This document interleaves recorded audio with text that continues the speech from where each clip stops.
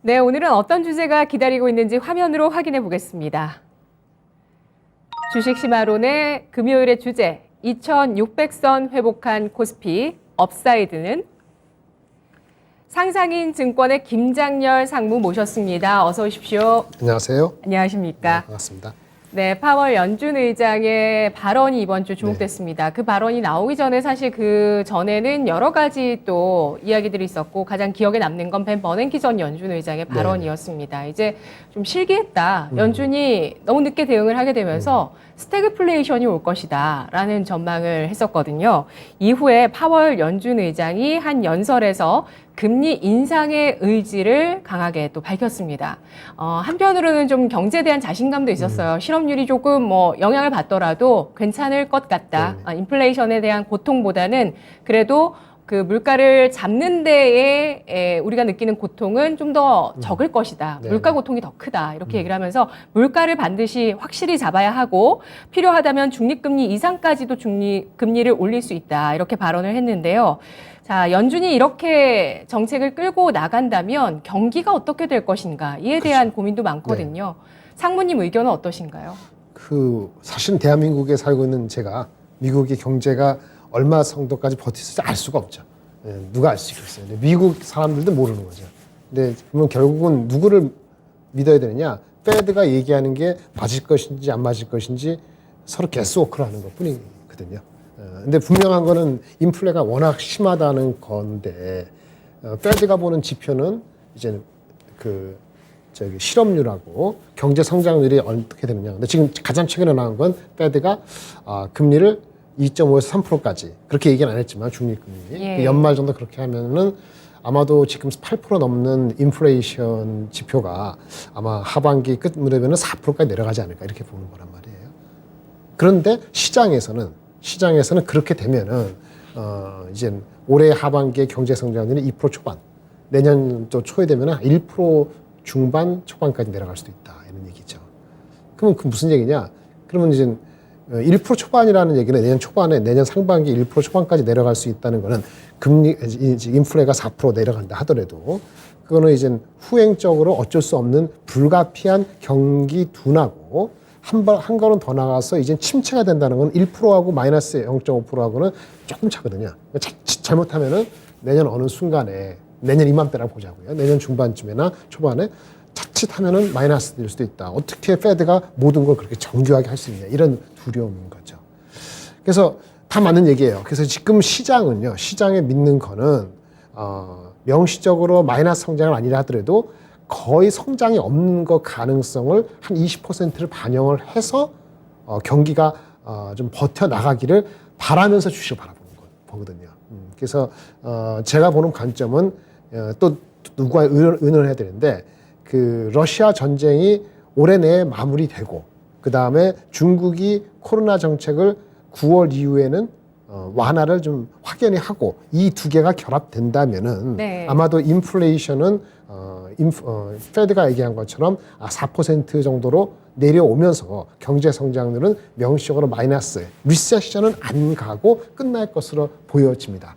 근데 문제는 여기 사람들이 그걸 믿어야 되는데 그러한 확률에 대해서 믿는 마음 자체가 아마 9월 달까지는 긴가민가하면서 9월 달까지 갈 거예요. 그래서 결론 다 말씀드리면 9월까지는 시장의 업사이드가 반등은 있을 텐데 업사이드가 크다라고 볼 재간은 없다. 이런 판단을 가질 수밖에 없는 현재 상황이 그런 거라고 말씀드려야 될 것 같아요. 네. 현재 투자자들이 경기에 대한 불확실성을 굉장히 크게 느끼고 있다는 점이 시장을 크게 흔들리게 하고 있다라고 평가를 해주고 계십니다. 시장의 변동성 자체가 또 모 전문가는 그렇게 얘기하더라고요. 변동 자체가 시장에서 3% 내외로 나온다는 게 그 자체가 시장의 불안이다. 그렇죠. 하루에 왔다 갔다 하는 것이요. 이거는 굉장한 불안감을 시장에서 지금 보여주는 것이다. 지금 이것이 경기에 대한 어떤 불확실성에 대해서 반영을 하는 것이고 그리고 또 연준의 그 정책에 대해서 뭔가 아직은 신뢰하기 어렵고 러시아 중국의 그 움직임도 신뢰하기 어렵다는 거를 반영하고 있다라고 판단해 주셨는데요. 중립금리까지는 어쨌든 연준이 금리를 올리게 될 것이고 결국에 이 어떤 그 금리 인상 경로가 거의 확실시되고 있다는 점은 사실 시장에서는 다 반영을 했기 때문에 노출된 악재가 될 수도 있다. 이런 해석들도 지금 또 나오고 있는 상황입니다. 아까 2.5%라고 얘기해 주셨죠? 2.5에서 3% 그 사이가 중립금리에서 약간 올라가는 정도니까. 예. 그거는 주가에 거의 95% 반영됐죠. 95%가 이 금리 인상 같은 연말에? 경우는 반영했다고 판단해 주셨고요. 연준이 경기를 경착륙보다는 연착륙으로 이끌 거라고 사모님께서는 믿고 자신을 계시는군요. 못하는 거예요.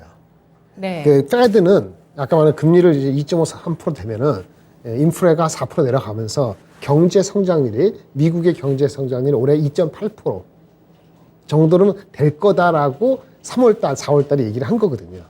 근데 금리는 더 올릴 거다 앞으로. 이게 설사 인플레가 안 잡히면 인플레를 4% 내려가기 위해서 그러니까 4% 내려가기 위해서 앞으로 6월달, 7월달, 9월달, 11월, 12월 6번, 5번 남았는데 그때 50, 50, 50이 갈지 50, 50, 25 갈지 다소 좀 벅차더라도 실업률이 올라가더라도 금리를 올려서 그다음에 이제 인플레를 늦추겠다는 거거든요. 그러니까 인플레는 4%까지 가게끔 만들 거예요. 네. 근데 그렇게 되는 과정에 경제 성장률이 페드가 얘기한 2.8%가 아니고 일부에서 지금 JP모건이나 기타에서 우려하는 것처럼 올해 연말쯤 됐을 때 2%가 간당간당해서 해 바뀔 때는 1%대로 갈 수도 있다. 이 확률을 한 5대1, 20%를 보고 있는 거거든요. 그러니까 경제 성장률이 거의 마이너스 직전까지 가는 확률 20%. 그다음에 페드가 물가를 잡을 확률은 꽤 많다. 네. 근데 경제 성장이 둔화되니까. 그럼 경제 어떻게 성장률이 0에 수렴을 하면 그건 연착륙일까요? 경착륙일까요? 그건 하긴 나름인 거죠. 우리가 테크니컬리 기술적으로 얘기하면은 누가 법적으로 정한 건 아니지만 마이너스 성장을 두 분기 연속했을 때가 경기 침체, 리세션이라는 거거든요. 네. 영국하고 독일은 거의 될 수도 있는데 미국에 지금 포캐스트 나온 거는 1.4%까지 어제 나온 거예요. 근데 1.4%하고 0% 마이너스하고 그 차이가 큰 것 같습니다만은 하루아침 1, 2개월 사이에 바뀔 수도 있기 때문에 성장률이 내년에 1.4% 포캐스트가 나온다. 확률을 20% 보고 나왔다는 얘기는 지금 아직 시간이 남았잖아요. 그러면 올 가을쯤 됐을 때는 그게 더 내려갈지 안 갈지는 아무도 모르는 거죠. 근데 페드는 다소 그렇게 얘기 안 하지만 경기 연착륙을 시작하니까 그렇게 마이너스 안 갈 거라 하지만은 캐드가 컨트롤 못하는 아까 말씀드린 그 코로나 정책하고 중국하고 그다음에 우크라이나 전쟁이 있는 거잖아요. 제가 희망컨대 저도 희망에 섞여 있으니까 9월 전후로서는 우크라이나라든지 중국의 그 코로나 정책이 지금보다는 완화 쪽으로 더 갈 가능성, 더 악화되지 않을 거로 보는 걸 베팅을 하죠. 그러니까 결론적으로 하면 아마 명시적으로 마이너스 성장률은 아마 안 갈 거로 저는 보고 있습니다만은 시장이 그거를 한 반신까지는 아니도 한 30%는 꺼림칙한 거예요. 그래서 주식시장은 그것이 확인될 때까지 당분간 몇 개월, 한 7, 8월 갈 때까지는 그런 걸 제가 아무리 말씀드려도 시장을 안 믿고 가기 때문에 주가는 업사이드가 제한적인 확률이 계속 간다 이렇게 보는 거죠. 저한테 물으면 저는 이제 미국이 리세션을 갈 거냐 보면은 아마 그렇게는 안 될 거고 진짜 마이너스 성장이 간다면은 아마도 금리를 6월, 7월, 9월 올리고 나서 연말에 11월, 12월 있을 때 금리 올라가는 속도가 갑자기 그다음부터는 확 떨어질 수도 있어요. 근데 문제는 마이너스 제가 안 간다 하더라도 네. 주시장은 만약에 그렇게 되면은 주시장은 9월 달까지 올라가는 게 아니고 올라가다가 다시 내려갈 수 있어요. 네, 될 것이냐 리세션 아닐 것이다. 근데 그런 우려가 있어서 금리 인상을 오히려 못하게 되면은 주시장은 스태그플레이션이나 그런 걸 보기 때문에 9월 사이에 한 번 더 빠질 수 있다. 올라가다가 그렇게 상반되는 걸 다 함유하고 있는 거죠. 네. 결국에는 이 물가는 잡힐 가능성이 높다고 보고 있는데요. 다만 경기의 흐름이 중요합니다. 그런데 이에 대해서 아직은 불확실한 측면이 많이 있다는 점에 있어서 9월까지는 그래도 상승은 좀 제한되어 있고 하락 압력이 더 많은 그런 시장의 흐름을 비슷비슷해요. 지금 2,600 정도 되면은 예. 상승도 2,750 이제 말씀드린 2,750 이상 가기는 6, 7월 가기 쉽지 않고 아래쪽으로는 밑에 내려가는 것도 아까 많이 반영됐기 때문에 네. 극단적인 케이스 뭐냐면 뭐 우크라이나가 확전한다든지 뭐 그런 거 말고는 여간에서 2,550으로 갈 확률도 만만치가 않겠네. 그러니까 지금 2,600, 30이잖아요. 딱 네. 중간에 있는 거죠. 딱 중간 평균 값을 예, 지금 있는 형성하고 거예요. 있는 게 그래서 시장이군요. 여기서는 2,750 베팅하느냐, 2,550 하느냐, 그 굉장히 포트폴리오를 잘 짜야 되는 거고 천천히 올라갈 때 사면 안 되고 내려갈 때 사야 되는 거 안 하면은 2%, 5%밖에 없다 이렇게 말씀드리는 거죠. 네. 일단 시장은 안정화되면서 한 6월, 7월 초까지 포기도 안 하고 너무 지나친 기대도 안 하고 이렇게 흘러갈 것 같습니다. 짧게 여쭤보면 경제지표 민감도가 높아질까요? 그 기간 동안? 경제지표 민감도는 아마 5월달 거 나오는 거 6월달 거 있는데 7월 초까지는 5, 6월달 있죠. 그러니까 6월, 7월달에 그 금리를 50% 올리면서 경제지표가 그렇게 50bp? 50bp 하면서 인플레가 8% 됐으면 저번에 약간 조금 내려갔잖아요. 좀 많이 내려가기를 바라는 거죠. 근데 인플레가 많이 안 내려가면은 그러면 이제 진짜 걱정이 되는 거죠. 그러면 9월달도 50 아니면 7월달에 혹시 75 되는 거 아니야라고 6월달 중반에 그걸 판단하게 되면은 그러면 그 금리를 올리면 결국은 다시 또 경제 성장률이 2% 밑으로 갈 수 있을 생각이 확률이 20% 30% 올라가는 거기 때문에 그럼 주가는 그때 민감해지는 건데 지금은 50을 다 알고 있기 때문에 그 경제지표 나올까지 한 달, 두 달 남았잖아요. 그렇죠? 그렇기 때문에 주식시장은 비관적으로만 가진 않고 또 괜찮은 주식들이 있거든요. 그 주식은 낙폭 내려갔을 때 3% 빠졌을 때 올라가서 사는 장중에 사는 게 있기 때문에 장은 빠질 주식 빠지고 올라갈 주식 올라가서 팽팽하게 지금 균형점에서 크게 벗어나지 않을 것 같아요. 특히 대한민국 장은 미국이 4% 올라갔다 4% 내려가더라도 우리는 2% 올라갔다 2% 내려가기 이상 벗어나기 어렵기 때문에 상대적으로 폭은 굉장히 좁아진 거죠. 그나마 괜찮은 상황입니다. 네. 지난주에 내신 리포트에서 지나치게 풀린 유동성, 대가를 치르고 지나가는 구간이다라고 판단을 해주셨습니다. 그러면서 6, 7월에 코스피의 그 기존의 전망이었던 2,600에서 2,800에서 하향 조정해 주셨어요. 50포인트 약간 낮췄죠. 예, 약간 낮춰주셨어요. 아까 말씀해 주셨던 2,550에서 2,750선에서 움직일 것으로 예상을 해 주셨는데요. 현재는 균형점을 유지하고 있다. 이 정도 설명으로. 네, 그러니까 만약에 중국의 제로 코로나가 확실히 잘 돼서 아주 완전 해제 비슷하게 간다. 9월 이전에. 네네네. 그러면 2,500, 2,750에 올라가죠, 당연히. 그럼 이제 평균이 아마 2,600에서 2,800 이렇게 갈 거예요. 중국의 코로나가 그렇게 빨리 해제가 될 거라고 베팅을 더 이상 못 하니까 그거가 현재 수준이면은 요 박스에 있는 거죠. 그냥 우크라이나가 종전을 할까요? 7, 8월 사이에? 아니다. 그러면 이것도 변수가 안 되니까 새로운 변수가 안 되기 때문에 지금 2,750을 고점으로 해가지고 현재 중간에 있다 이렇게 말씀드리는 거고요. 이것이 해결되면은 9월달 가기 전에 더 업사이드가 있을 수 있는데 아까 말씀드린 것은 경제 지표 봐야 되고 존노들이 봐야 되니까 그때 눈치 작전이 좀 더 지속될 것 같습니다. 경제 지표 중에서는 업사이드 요인이 될 만한 게 있을까요? 그러니까 인플레가 내려오면 돼요. 뭘까요? 네, CPI 지수가 6월달 나오는 5월달 지수가 7.3% 이런 식으로 나오고 7월달 나오는 6월달 CPI 지수가 미국 CPI가 5.6 이렇게 나올 수만 있다면은 금리 인상을 그렇게 빨리 할 필요 없고 경제성에 경고할 거니까 그러면 아마 2,800 이상으로 분명히 갈 거예요. 업사이드가. 네. 7월 미국의 경제 성장률도 중요하게 보시는 것 같은데요. 그러니까 이제 제가 정확히 기억나는데 5, 6월달 지표가 6, 7월달 나오는데 6월 15일인지 7월 20일 잘 모르겠는데 그 FOMC 할 때 경제 성장률 전망을 해주게 돼 있거든요. FMC가 스스로. 그거 할 때 자기네들이 어떻게 된다, 시장이 어떻게 된다라고 예측할 거 아닙니까? 그러니까 지수가 나오는 거 플러스 경제 성장 전망에 대한 FOMC 얘기까지 나오기 때문에 우리가 여름 휴가 가기 전까지 7월까지 되면은 대충 마무리가 돼요.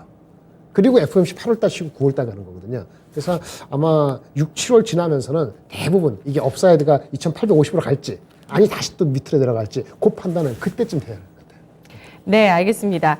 6월, 7월 주식시장 코스피의 전망은 2,550에서 2,750포인트의 박스권을 예상하고 있습니다. 아래쪽으로도 위쪽으로도 좀 제한된 움직임이 예상이 되고 있지만 업사이드의 그 요인으로 보고 있는 건 중국의 코로나 정책이 완화되는지 그리고 우크라이나 전쟁, 종전 여부 또 미국의 경제 성장률 전망치 FOMC를 통해서 나오는 이 내용이 중요하다고 하셨는데요. 당분간은 IT 대형주가 지수가 이렇게 묶여 있음에도 불구하고 IT 대형주가 시장 대비해서 아웃퍼폼할 것으로 예상해 주셨어요. 네, 이유가 그렇죠. 뭘까요? 네, 너무나 당연한데 우리나라 주식이 연초에 1, 2월 달 우리 그 본격적으로 전쟁 일어나기 전에 코로나 이런 거 하기 전에 우리나라 먼저 빠졌어요. 그러니까 미국 주식보다 한국이 먼저 빠졌거든요. 거기 누가 빠져? 삼성전자 빠졌거든요. LG엔솔. 한국의 대형주가 미리 우리나라 코스피 지수를 미리 낮췄습니다. 그래서 대한민국장이 미리 빠진 면이 있기 때문에 최근에는 미국이 많이 빠져도 안 빠진 이유가 미리 조정받았기 때문에 더 빠질 게 없는 거예요. 그래서 절대적인 밸류에이션이 지금 2,600 초반이면은 2,600이면은 PER이 10배가 안 되고 PBR이 1배가 안 되거든요. 그러면 이런 기간이 오랫동안 한 1년, 2년 가는 적은 거의 없었어요. 그래서 그런 측면에 미리 하락하고 절대적인 밸류에이션이 이익 대비했을 때는 좀 많이 빠졌다. 그래서 이제는 더 빠질 우려가 많이 크게 제한된다라는 주식을 찾는데 IT의 삼성전자 포함해서 분기 실적 보시면 아시겠습니다만 실적은 잘 나오거든요. 2분기도 괜찮을 거예요. 그 반도체가 특히 좋은데 왜냐하면 가전제품이나 이런 거는 아무래도 소비 영향을 받는데 반도체는 우리가 수급적인 측면에서 괜찮거든요. 그래서 최소한 우리 이 여름을 지날 때까지 IT 대형주 삼성하이닉스라든지 뭐 DB하이텍 이런 주식들은 절대 이익 측면에서도 견고하기 때문에 가격이 전가되는 이런 흐름 봤을 때는 얘네 제품에 대한 수급 이런 측면에서는 괜찮다라고 누구든지 얘기를 하는 거죠. 그래서 따라서 IT 대형주가 아웃퍼폼하는 건 당연하고 특히 반도체나 이런 쪽에 삼성전자, 하이닉스, DB하이텍 이런 쪽이 좋고 특히 하나만 꼽으면 DB하이텍, 파운드리 반도체는 가시성이 더 좋아졌기 때문에 향후 한 6개월 정도까지는 괜찮다 이렇게 말씀을 드릴 수밖에 없습니다. 네. 알겠습니다. 목표 주가를 여쭤보고 싶었는데 네, 6개월 맞습니다. 정도 코스로 투자를 할 수 있다고 말씀해 주셨으니까 네네. 가격은 안 여쭤봐도 되겠죠? 뭐 목표 주가는 변함없습니다. 삼성전자는 77,000원, 네. 하이닉스는 13만 원이고요. 6개월 안에 갈 수 있다고요? 아 6개월이요? 예. 자 6개월이다. 제가 아까 그 코스피 지수 자체 가시성을 9월까지밖에 안 봤는데 6개월 네. 포캐스트 요청하시니까 네 희망을 담아서 삼성전자 77,000원, 하이닉스 13만 원인데 불가능하지가 않습니다. 그런데 이 주식보다 다른 주식이 더 편안하기 때문에 저는 DB하이텍을 먼저 하고 순서를 따지면 DB하이텍, 삼성전자, 하이닉스 순서가 지금은 더 맞다고 말씀드릴 수 있겠습니다.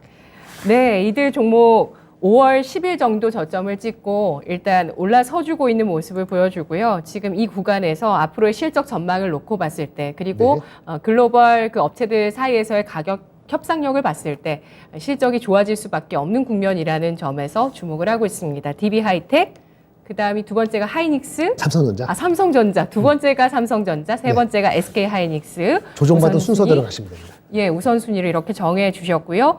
향후 6개월 정도, 그리고 3개월 정도 지수가 좀 불확실할 때 네. 특히 아웃퍼폼 할 수 있다. 라는 점에 대해서 강조해 주셨는데요. 아까 그 저기 목표 주가 3개월, 6개월 하는데 환율이 중요해요. 네, 그러니까 네. IT나 한국의 대형주가 그래도 중소형주보다는 조금 더 편안하게 가는데 환율이 지금 1280 가다가 조금 내려왔죠. 1270인데 저는 요 정도에서 버틸 거라 봅니다만은 혹시라도 안 내려설 거라고 보세요. 원달러 환율은? 금방 안 내려요.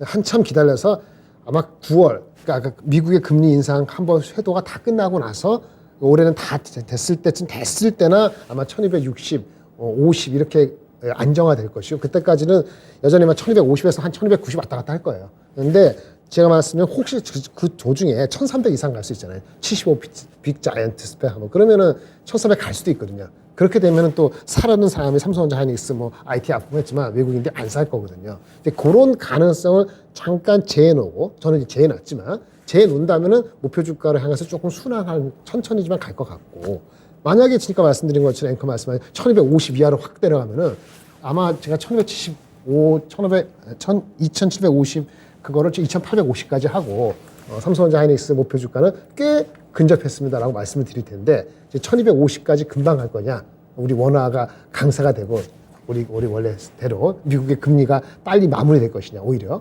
그 9월까지 안 가고 7월 때까지 6월 7월 때까지 그건 그렇게 안 그건 희망인 것 같아요. 따라서 금리가 1260, 70에서 왔다 갔다 하고 90도 안 가고 50 이하로도 안 가면은 지금 천천히 가는 거고 만약에 1300 이상으로 요동을 치면은 그러면 다시 또 우리는 베어 마켓 랠리 하는 듯 하다가 만약에 7, 8% 올라가면 다시 그 반은 다시 토해내고 이렇게 지리하게 갈 수도 있죠. 현재는 그 가능성을 가지고 가는 거죠. 네. 그렇게 환율의 민감도가 높을 걸로 예상을 해주십니다. 2개월 전보다는 많이 줄어들었지만 예. 여전히 그 환율이 중요해요. 근데 이게 결국에 우리 대형 IT주에게 수급에 중요하죠. 수급에는 좀 실이 될 수 있어도 실적에는 득이 될 수 있다. 1300대는 실적인 도움되는데 주식을 사는 수요는 줄기 때문에 네. 주가를 보는 입장에서는 도움이 안 되는 거예요. 1260에서 50, 40을 내려가야 되는데 그렇게 확 내려갈 가능성은 원화의 그 기본적인 펀더멘털 측면에서 충분히 1250 이하로 보여주지만은 위안화가 지금 약세되고 있는 트렌드가 아직 있어요. 1달러 6.3엔 6.3 위안대다가 6.8, 6.7 됐거든요. 그게 그러니까 중국이 좀 뭐 부양 정책을 좀 자제하고 이래야지 이게 위안화가 약세되는 게 좀 마무리되거든요. 위안화가 가서 달러 대비 약세가 되면 우리 원화도 약세가 될 수 있기 때문에 이게 1270, 80 내려왔으면 다시 1290 안 간다고 예측을 못해서 우리 외적으로 중국에 또 영향을 받는 게 있어서 그게 한두 달 더 지켜봐야 된다. 그런 말씀을 곁들여 드리는 거죠. 네. 중국은 경기가 안 좋으니까요. 뭐 부동산 문제도 그렇죠. 있었고, 당분간 그런 예, 것도 연말 연초에 또 금리 인하 그런 기조를 또 보여줬기 때문에 위안화 약세의 영향을 우리나라가 또 받습니다.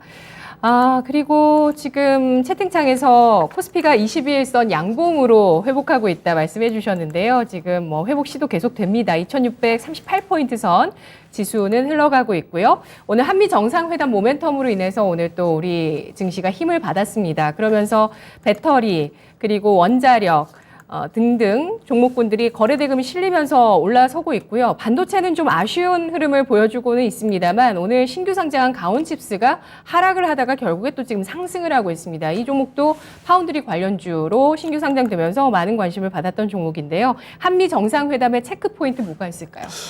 오늘까지라고 보시면 될 것 같아요. 네, 오늘까지.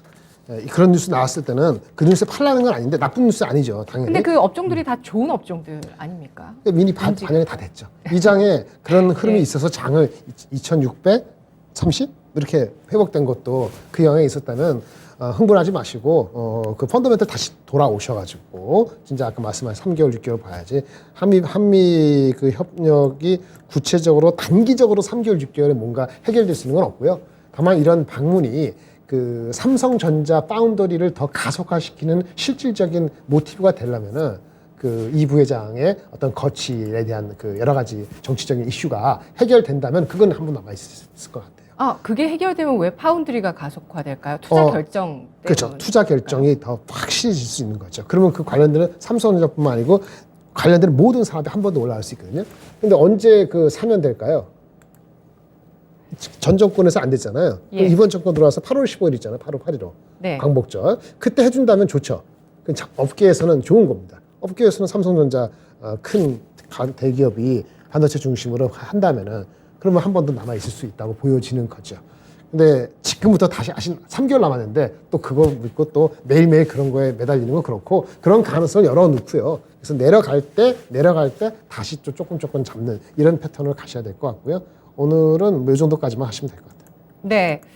그래도 뭐 종목에 반영되는 이런 기대감들 이런 것들은 오늘 하루짜리로 그치더라도 그래도 이렇게 빠르게 미국의 정상이 우리나라를 방문해서 대통령을 만나는 건 또 처음이거든요. 취임한 지 열흘 만에 방문을 하게 되는데 그만큼 뭔가 미국에 또 속내가 있을 텐데 의미를 둘 수 있는 게 있을까요? 뭐 일각에서는 다음 주에 또 IPEF가 출범을 하게 되면서 글로벌 공급망에 대해서 주목을 하는데요. 그러니까요. 이제 그게 양면성이 있는데 중국하고 대만하고 이슈가 되면은 대만의 TSMC 대체할 수 있는 게 누구냐? 삼성전자 이렇게 보는 거고. 그렇죠. 예. 대만에 대해서 또 지원한다는 소식이 또 그러니까 나오고 양면 다 하는 거죠. 예, 근데 이제 쪽에서? 양쪽에 다 하는 거죠. 뭐 중국도 대만도 한국도 다 필요하니까. 네. 근데 일단은 한국은 북한하고 이슈도 있고 여러 가지 이슈가 있으니까 이렇게 할 때 IPEF 그거 할 때 한국이 안 들어가면 안 되는 거잖아요. 그래서 이제 중요도를 먼저 해서 한국을 먼저 방문하고 바로 이제 반도체를 공장을 간다는 항진적인 측면에서는 고무적인 건 맞는 건데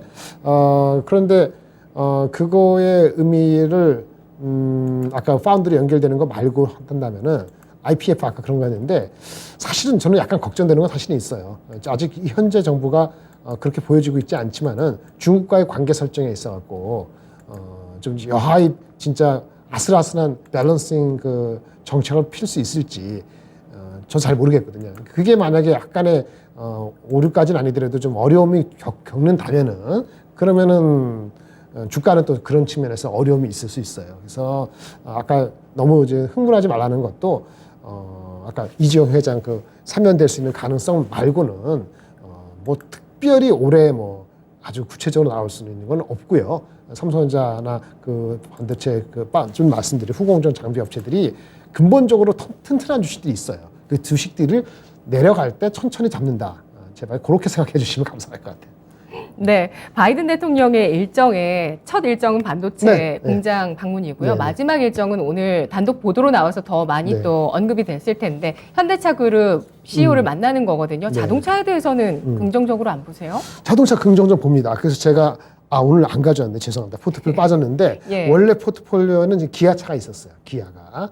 기아, 현대차나 기아나 마찬가지. 주식적인 측면에서는 현대차보다는 기아가 조금 나섰는데 그거나 마찬가지고 뭐 우리가 자동차 할 때 2차 전지 그 해가지고 전기차를 우리가 하고 있고 지금 가장 잘 팔리는 것이 현대차, 기아차의 그 신차가 미국에 잘 팔리고 있거든요. 유럽도 마찬가지고.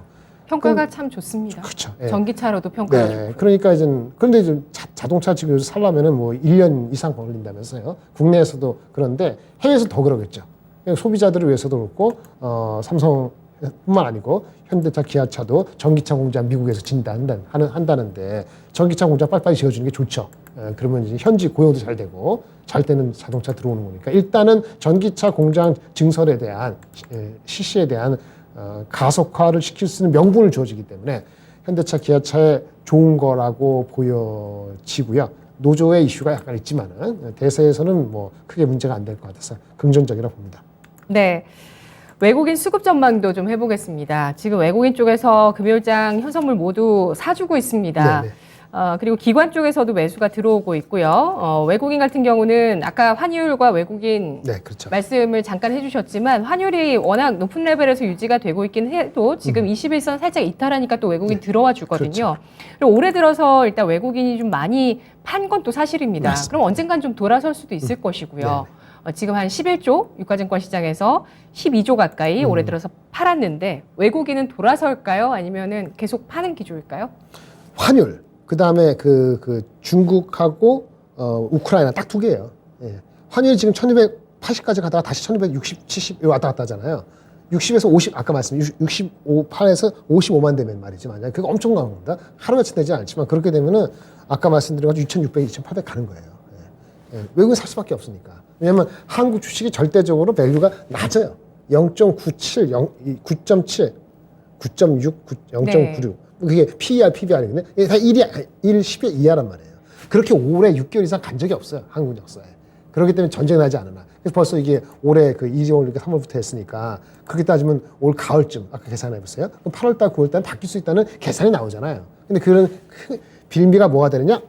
워낙 저기 중국이 코로나를 조금 코로나 그렇게 세게 안 해도 코로나 잡히는 것 같다? 그러면 저기 뭐 위안화 약세를 덜 시켜도 되잖아요. 그다음에 우크라이나 전쟁에 푸틴이 이제 아파갖고 명시적으로는 안 하더라도 대충 빠지는 세로 간다. 뭐 그건 연말에 가더라도 실제 그런 모습을 보인다 하면은 그럼 공급망 이슈도 완화되는 거잖아요. 그러면 금리 인상을 서두르지 않아야 되는 거잖아요. 그러면 달러가 강세가 덜 될 필요는 있는 거잖아요. 모든 것이 하나가 가는 되는 거죠. 그냥 기미만 보이면 움직이는 거예요. 그러면 그때 사는 거죠. 근데 한국이 밸류가 싸다. 그런 생각이 드니까 그럼 한국의 밸류가 되면은 대형주부터 사는 거고. 그게 벌써 삼성전자는 미리 조금 몇 주 전에 일어났죠. 마치 그 시기가 그 임직원들, 임원들이 주식을 사는 그 시기에 딱 그 반점이었거든요. 그런 측면에서는 이제 안정화 되고 나니까 이제 다른 주식들도 하는데 여기 아까 바이든도 오고 하니까 2차 전지도 사고 저것도 사고 막 그러고 싶은 거죠. 그 분위기 싸면은 이제 언제든지 2,700 정도 갈 수 있는 거고. 근데 거기다 바로 다른 뉴스가 나면 다시 또 그만큼 한 50포인트 언제든지 뺄 수 있는 거기 때문에 그냥 장에 있어야 돼요. 장에 있어야 되는데 네. 현금과, 그게 오늘 핵심이겠네요. 장에 있어야 한다. 장에 있어야 되는데 9월이면 뭔가 명확해질 수 있다. 그렇죠. 장에 있어야 네. 되는데 주식을 그래도 좀 어떻게 될지 모르니까 포트폴리오를 잘 갖추고 있어요. 물론 제가 드리는 거는 이제 기관 투자가 보통 용이기 때문에 10개, 네. 10개 이렇게 얘기하지만 그중에서 잘 가는 종목, 자기하고 캐릭터가 맞는 종목으로 한 5개 정도로 압축하는 좀 고민을 하실 필요가 있는 거죠. 네, 마무리는 빠르게 가겠습니다. 그래서 중요한 포트폴리오도 봐야 되고요. 그리고 네네. 또 반도체 중소형주도 좀 주목할 만한 네네. 종목이 있다고 하셨는데 먼저 반도체 중소형주 종목은 좀 언급만 해주실게요. 어떤 종목일까요? 네, 하나마이크론, SFA 반도체, 윈팩인데요. 다 똑같습니다. 반도체 후공정 업체입니다. 네. 패키징하고 테스트하는 업체. 윈팩은 턴어라운드, 흑자 전환이 2분기에 가능할 수 있습니다. 가장 중요하고요. 하나마이크론, SFA 반도체 비슷합니다. 네. 그리고 적자에서 흑자 전환까지 턴어라운드 예상 종목 윈팩으로 윈팩. 꼽아주셨고요. 네. 후공정 관련주를 주목하자는 의견인데요. 자, 지금 포트폴리오가 굉장히 중요하고 시장에 참여해 있는 것 자체가 중요한 구간이라고 평가를 해주셨는데 어떻게 포트폴리오를 짜시겠어요? 반도체, 2차 전지, 금융주. 반도체 아까 말한 것처럼 삼성전자, 하이닉스 하나, DB하이텍 들어가시고 예. 좀 전에 말씀드린 SF 반도체나 윈팩, 하나마이크론을 굳이 먼저 않는 이유는 하나마이크론은 미리 많이 올라서 덜 오른 종목이 조금 나을 것 같다 이런 생각이에요. 그 다음에 2차 전지인데요. 2차 전지는 많이 아는 에코프로비엠 이런 LNF 있잖아요. 네네. 주식 많이 알아요. 많이 아니까 덜 알려진 주식. 포스코 홀딩스. 포스코 홀딩스가 물론 핵심은 포스코 철강이지만 신사업, 네. 오늘 2차 포스코 전지, 케미칼도 잘 갑니다. 예, 2차 전지 소재 사업이 향후 5년 동안 해야 될 그 잠재력이 지금 예. 포스코 홀딩스 시가총액의 80%를 해석해 줄 수 있을 정도가 돼요. 잠재력이 있습니다. 싸다. 너무 싸다. 그러니까 포스코 원래 하는 지주사니까요. 아니요. 포스코가 하고 있는 지금 현재 비즈니스를 PER 4배로 주더라도 나머지 향후 5년 동안 해야 되는 2차 전지 관련된 리튬 관련되는 가공도 있거든요. 그런 나중에 리포트 보시면 아는데 그거의 가치가 최소한 20조에서 40조가 돼요. 그렇기 때문에 포스코 홀딩은 되게 쌉니다. 예, 근데 포스코 자체에 디스카운트 윈이 있고 뭐 약속을 못 지켰는데 이때 디스카운트 하더라도 지금 주가는 한 1년 바라본다면 굉장히 포트에 굉장히 좋고요. 작은 종목으로서 대보 마그네틱이라고 가져왔는데 네. 2차 전지 막 양극재, 무극재 많잖아요. 예. 그런 거 할 때 그 소재에 철이 있어요. 철을 빼야 돼요. 그 탈철 장비가 필요한데 그 글로벌 넘버원이 대보 마그네틱입니다. 아쉬운 건 지난 그 4일 동안 많이 올랐어요. 아예 오늘은, 아쉽네요. 네, 오늘 하지 말고 예. 좀 늘리면 받을 때 제 리포트 나왔으니까 보시면 네네네. 되고 그리고 중요한 물론 종목이네요. 근데 이 종목 진짜. 매우 중요하죠. 예. 예. 좀 빠질 때 사시면 되고 네. 금융주는 꼭 넣어야 됩니다. 왜? 물론 금융주가 많이 먹지는 못해요. 하지만 미국 금리 인상하고 우리나라도 금리 인상을 향후 몇 개월 동안 따라가야 되는 거기 때문에 신한주 대표주 하나금융주는 빠질 때 사야 돼요. 그러니까 어저께 오늘 사이에 안 좋을 때 사시면 오늘 올랐는데 사시면 좋죠. 예, 그 정도로 하고 마지막으로 페노션은 조금 제가 이렇게 나온 게 늦어서 그런데 트레이딩이에요. 트레이딩. 예, 하루의 변동성이 4, 5% 있을 때 마이너스 사셔가지고 플러스 될 때 파시는 그런 정도로 가지고 있으면 될 것 같습니다. 알겠습니다. 자, 경기와 금리에 대한 시각이 돌아서는 국면을 좀 기다려보자. 모든 것들이 좀 더 확실해지는 시기 9월 정도로 예상을 해주시는데요. 그 전까지 시장에는 미리 참여를 해두어야 그때 이후에 주가 상승을 좀 더 즐길 수 있다는 점에 대해서 강조를 해주셨습니다. 오늘 상상인 증권의 김장열 상무였습니다. 고맙습니다. 네, 감사합니다. 네, 지금까지 투자 판단에 도움드릴 수 있는 여러 내용들을 알아봤습니다. 다만 주가의 상승과 하락을 보장하지 않는다는 점을 유의하면서 투자하세요. 지금 홍콩 증시와 우리장이 아시아에서 가장 좀 좋은 흐름을 보여주네요. 금요일장 마감 잘 하시고요. 저는 다음 주에 뵙겠습니다. 고맙습니다.